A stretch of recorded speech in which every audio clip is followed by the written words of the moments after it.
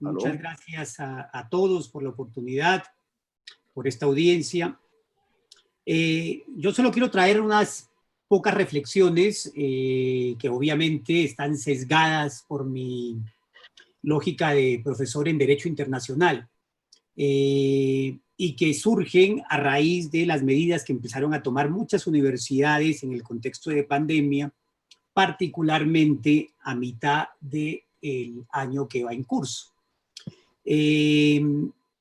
Como todos sabemos y lo hemos ido viendo por la prensa, muchos organismos internacionales no escatiman en directrices que tienen que ver en temas de cómo utilizar o cómo reaccionan los gobiernos e incluso los empleadores en la perspectiva de tener metas o nuevas metas de salud pública para enfrentar la pandemia.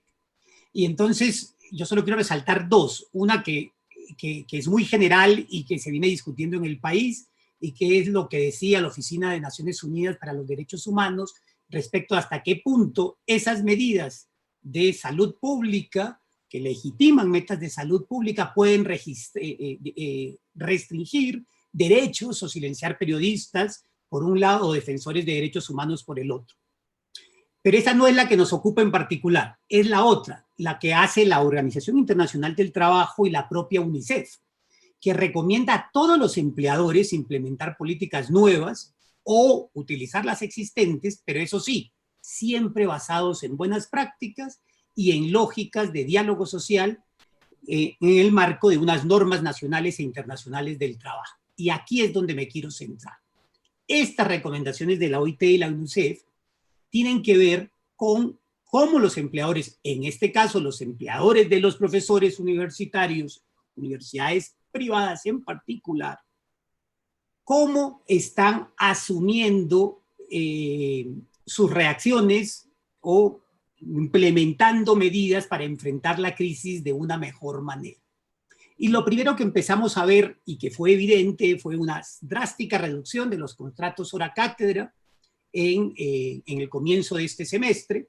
A muchos se les notificó que por razones de la crisis había que reducir sustancialmente sus horas en los contratos de hora cátedra, eso por un lado, pero lo otro y tal vez lo más grave es lo que se empezó a ver en muchas universidades, donde incluso ya la usual titularidad de los derechos patrimoniales de las clases de los profesores pasaban a poder ser disponibles libremente por parte de la universidad.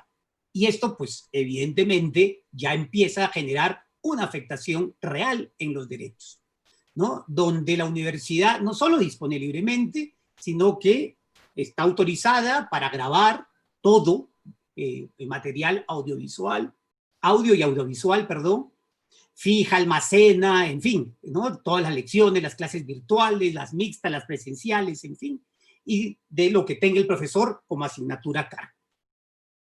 ¿Qué pasa con esto? Pues sucede que más allá de que pueda disponer la universidad de esto, además podrá usarlas, ponerlas a disposición del público. Es decir, todo formato audiovisual, piensen en sonidos, fotografías, infografías, diapositivas, las diapositivas de las propias clases del profesor, los exámenes, los podcasts, ya ni hablar de las aulas virtuales, son y comprenden la posibilidad de exhibición, reproducción, almacenamiento y disposición, pero ya no solo para la clase que fue contratado el profesor, sino en general.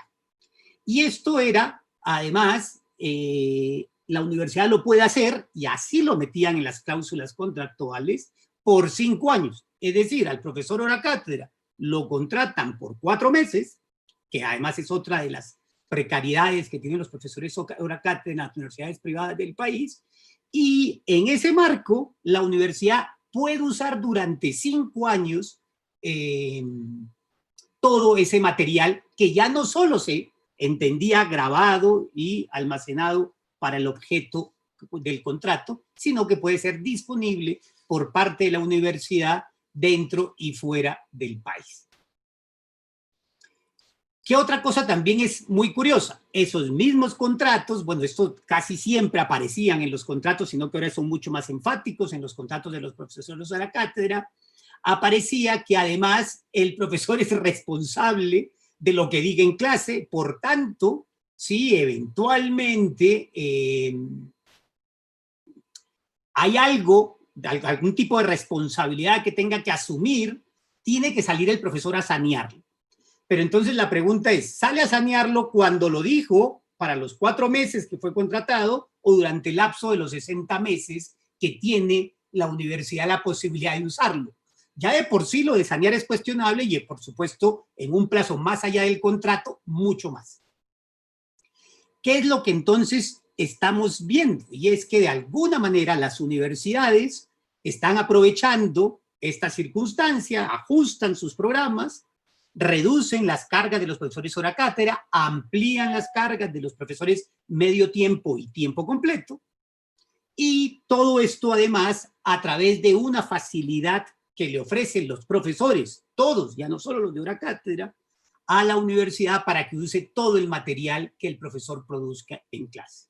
Si a esto lo sumamos a esta lógica de importación de educación digital que también está invadiendo el país ya desde antes, el país, el continente, desde mucho antes de la pandemia, pero que ahora encontró, digamos, escenario propicio, pues nos están convirtiendo en profesores de un solo uso.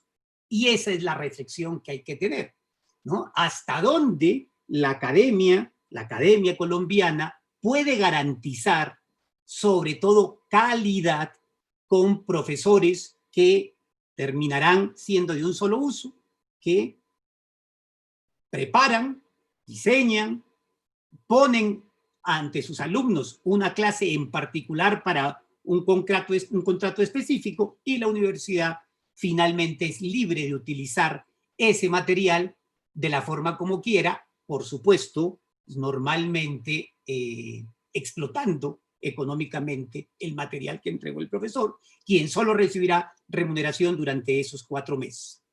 Esa es la reflexión que hay que empezar a mirar, y particularmente referida a las universidades privadas, toda vez que además de alguna manera trasladan la responsabilidad de la pandemia al profesor sobre la lógica de que todos tenemos que hacer sacrificios. Estas eran las pequeñas reflexiones que quería traerles y ponerles a consideración. Muchas gracias nuevamente por la oportunidad.